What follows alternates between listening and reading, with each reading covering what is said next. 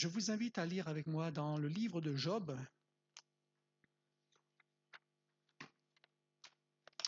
chapitre 23, Job 23,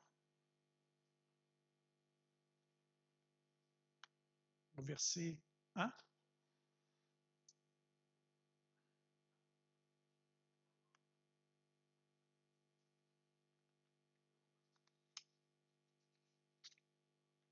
Gloire au Seigneur. Job, chapitre 23.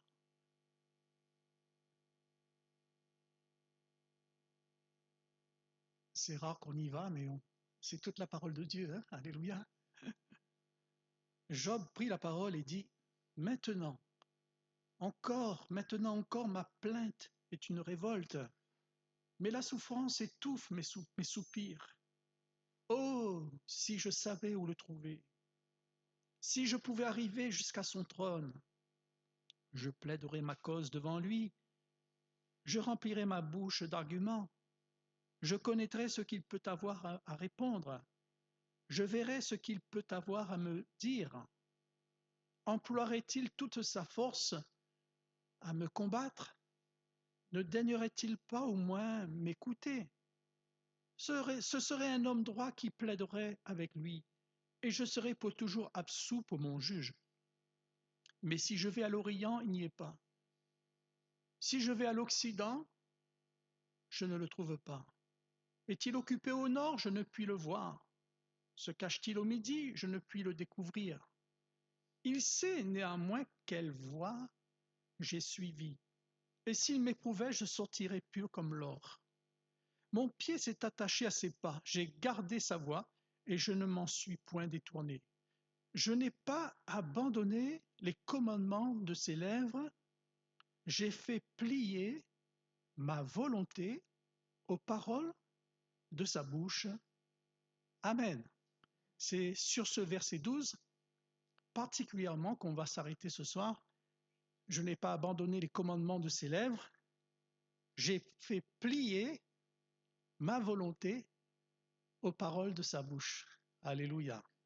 Ici, eh bien, Job, bien sûr, par sa souffrance, il s'interroge. Et c'est vrai que Dieu parle d'une manière ou d'une autre. Dieu parle au cœur certainement de Job au travers de la souffrance. Et il y a plein de questions qui surgissent dans le cœur de Job. Et il dit, mais vraiment par ce chemin, je n'arrive pas à saisir, à comprendre pourquoi, eh bien, je passe par ce chemin. Et donc, Dieu parle à son cœur certainement au travers de ses souffrances. Mais voyez au verset 12, eh bien, Dieu parle surtout d'une manière précise. Il dit, eh bien, j'ai fait plier ma volonté à quoi? Aux paroles de sa bouche. Je n'ai pas abandonné les commandements de ses lèvres. J'ai fait plier ma volonté à quoi?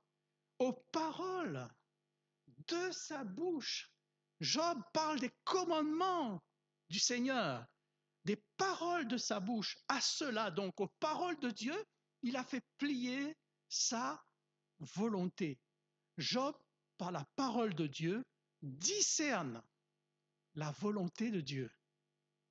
Première chose donc à relever, la volonté de Dieu est d'abord contenue dans sa parole. Alléluia. Nous la trouvons dans la parole de Dieu. Amen. C'est par sa parole que Dieu exprime sa volonté. C'est pour cela qu'il est très important de lire la parole de Dieu, de méditer la parole. Parce que la parole de Dieu, c'est l'expression même de la volonté du Seigneur pour nos vies, pour l'Église. Amen. Il faut la parole de Dieu parce qu'elle est comme une lampe à nos pieds, une lumière sur notre sentier pour nous diriger. Alléluia. Pour nous permettre de discerner la route que Dieu a tracée pour ta vie. La parole de Dieu va te mettre en lumière aussi des choses cachées que Dieu veut révéler à ton cœur, que Dieu a mis en réserve pour ta vie. Alléluia. Comment trouver une direction de Dieu pour des projets?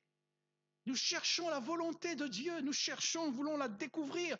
Comment trouver une direction pour notre avenir? Des décisions importantes, mais quel choix? Eh bien, la réponse est dans la parole de Dieu d'abord, qu'il faut la trouver. Amen. Il est dit au psaume 119, verset 9, « Comment le jeune homme rendra-t-il pur son sentier? En se dirigeant d'après ta parole. » Amen. Amen.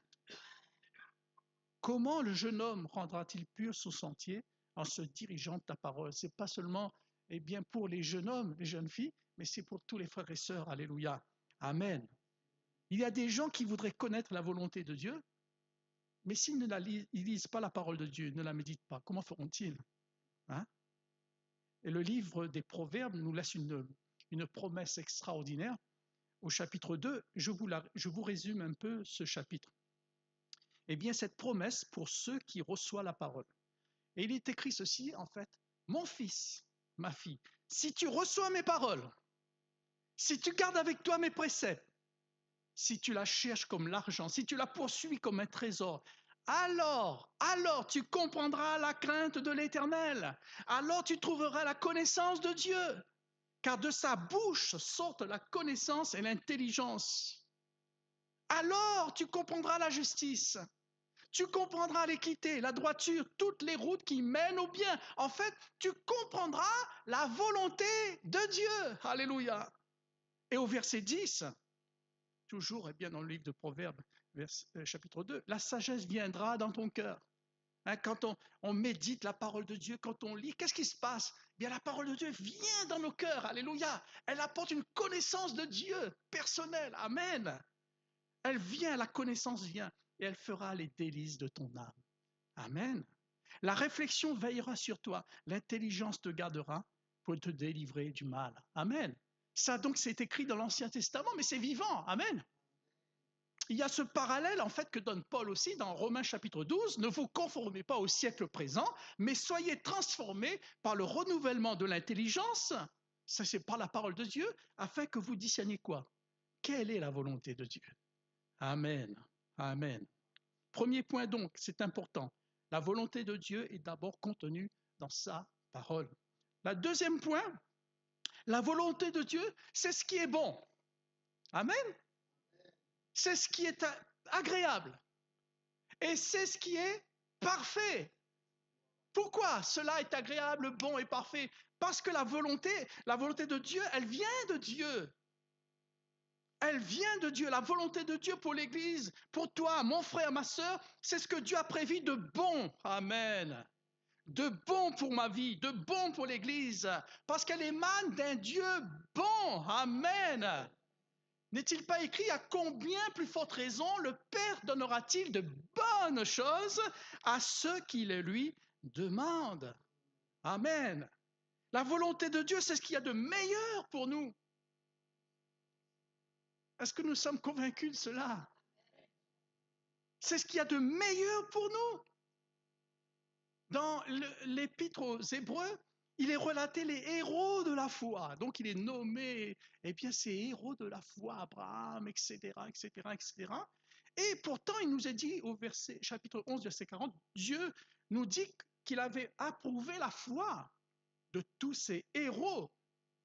Mais aucun d'eux n'a reçu ce qui leur avait été promis. Pourquoi? Car Dieu ayant en vue quelque chose de meilleur pour nous. Alléluia. Parce que Dieu ne fait pas de distinction pour tous les croyants. Alléluia.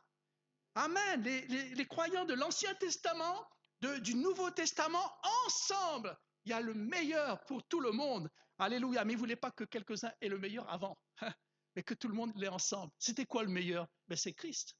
La venue de Jésus, c'est la volonté de Dieu que Christ vienne en son temps.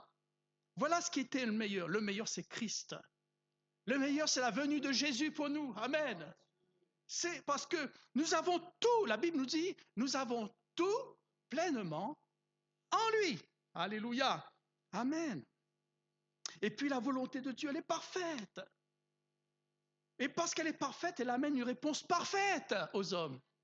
C'est Jésus. Alléluia.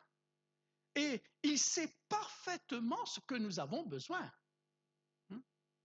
Avant même que nous lui demandons quoi que ce soit, il connaît le besoin. Il sait parfaitement. Alléluia. Mais comme vous le savez, le Seigneur a des destinées différentes pour chacun. Il y a des appels différents pour chacun. Il a appelé les uns peut-être apôtres, les autres docteurs, les autres, etc. Mais enfin, nous sommes tous des témoins du Seigneur.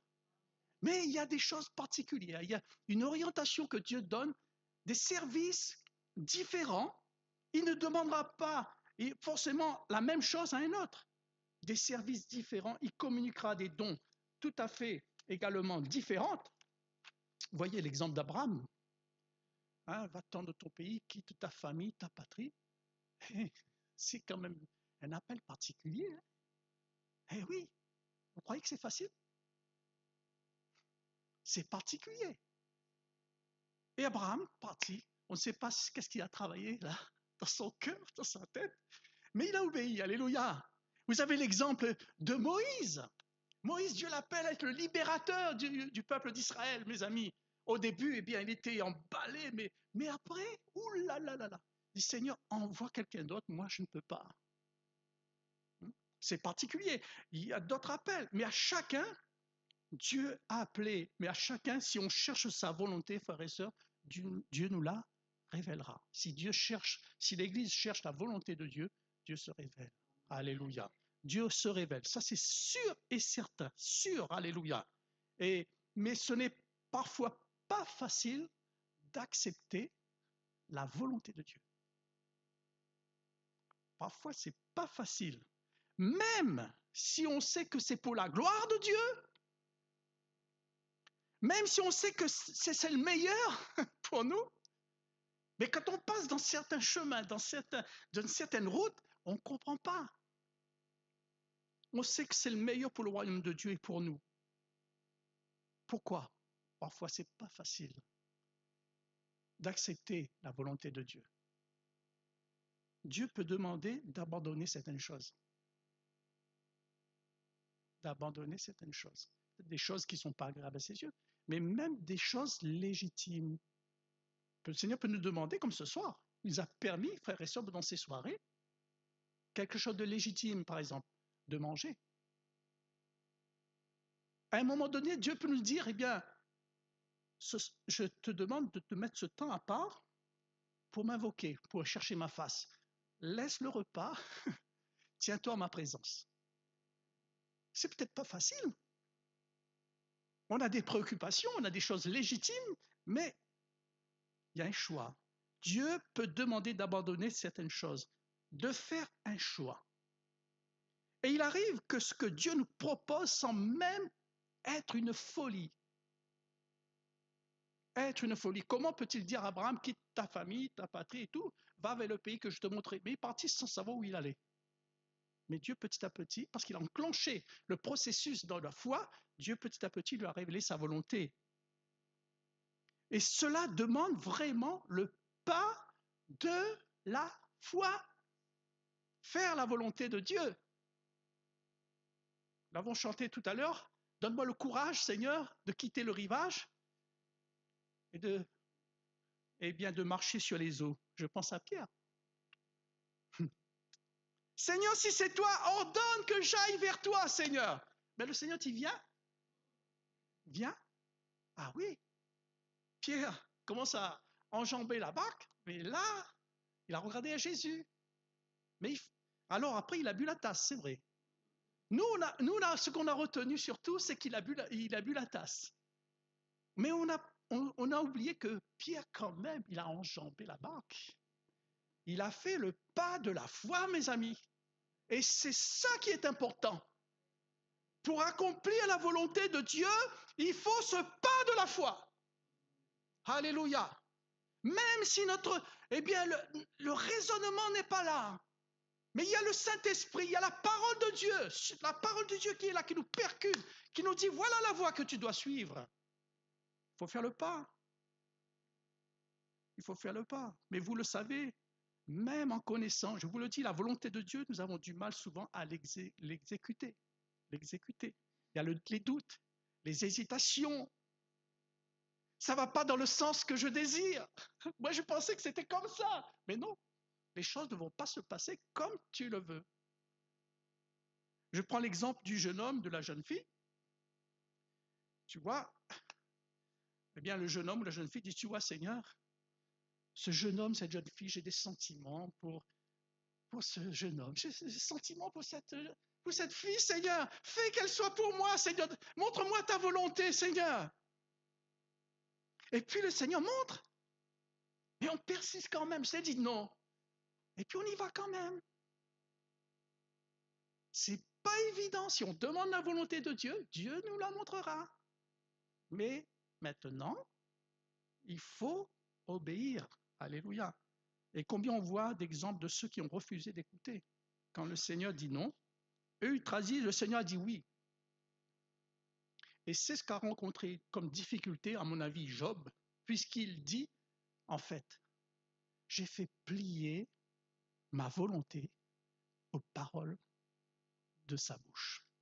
J'ai fait plier ma volonté aux paroles de sa bouche. Ce n'était pas facile. Mais Seigneur, j'ai fait plier. Je ne comprends pas, mais Seigneur, je me soumets à toi. Regardez Jonas. Seigneur lui dit, ben, va à Ninive. Il y a des grands pécheurs devant des hommes et des femmes là. Eh bien, je vais les juger. Vas-y. Qu'est-ce qu'il fait? Il connaît la volonté de Dieu. Mais il va à l'inverse. Il fait l'inverse. Lève-toi à Ninive. Jonas se leva pour s'enfuir à Tarsis. Il y a Gédéon. Seigneur me dit, toi tu es un vaillant héros, va avec la force que tu as. Lui, il dit, mais moi je suis un grand héros. Je suis le plus petit, je suis dans la plus petite famille. Mais Seigneur, mais pourquoi tu n'as pas pris quelqu'un d'autre? Dieu lui montre sa volonté. Mais ce n'est pas facile d'accepter parfois la volonté du Seigneur. Et de Jésus lui-même. À Gethsémanée, là c'était le point capital, là c'était un tournant. On est près là de la croix, de la crucifixion, de donner sa vie. Il y a un combat intense, intense, intense. Et puis là, il dit ceci, mais ayant fait quelques pas, la Bible nous dit ceci, il se jeta sur sa face et pria ainsi, mon Père, s'il est possible que cette coupe s'éloigne de moi. Toutefois, non pas ce que je veux, mais ce que tu veux.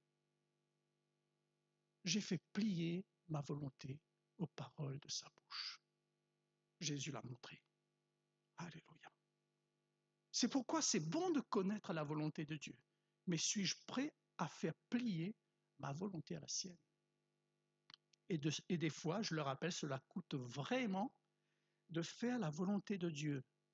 C'est de l'investissement de temps, d'investissement financier, investissement dans la prière, mais on est toujours gagnant. Alléluia. C'est le bon investissement. Amen. Il y a des choix à faire. Il y a des décisions à prendre. Et là encore, suis-je prêt à faire plier ma volonté à la sienne? Alléluia. C'est pourquoi c'est bon de connaître la volonté de Dieu. Mais sommes-nous prêts à l'accomplir? Cela n'a pas été facile, c'est vrai, pour Jonas, Moïse, pour Jérémie. Mais quand on prend la bonne décision, frères et sœurs, quand on dit oui, Seigneur, j'irai. Oui, Seigneur, je t'obéis. Oui, Seigneur, je conforme ma vie à ta parole. Qu'est-ce qui va se passer? La force de Dieu nous accompagne. Alléluia. Il y a la force de Dieu. Il y a l'approbation de Dieu qui vient sur la vie de celui qui vraiment obéit au Seigneur. Qu'est-ce qui va se passer? La foi est renouvelée. Et puis il y a une conviction puissante qui vient dans le cœur. Et je dirais même, il y a un feu qui vient brûler dans le cœur pour accomplir ce que Dieu demande. De sorte que même devant, parce que forcément, frères et sœurs, quand on veut faire la volonté de Dieu, il y a des obstacles qui vont se lever. Mais même devant les obstacles, quand on a dit oui au Seigneur, les obstacles peuvent être là, mais il y a cette puissante conviction, il y a l'Esprit de Dieu qui est là, qui accompagne, la paix de Dieu qui est là, puisqu'on sait qu'on est dans la volonté de Dieu. Alléluia. Amen. Quand on sait qu'on est dans la volonté de Dieu, eh bien, on est dans la paix. Dieu nous garde. Pour conclure, eh bien, Dieu ne nous demande pas des grands sacrifices, d'accomplir ce qui nous plaît. Il demande l'obéissance à ce qu'il demande. Et je voudrais conclure avec les paroles simplement de Jésus qui dit ceci, dans Jean 4, 34, Jésus leur dit, ma nourriture est de faire la volonté de Dieu. Ma nourriture est de faire la volonté de Dieu, de celui qui m'a envoyé et d'accomplir son œuvre. Amen.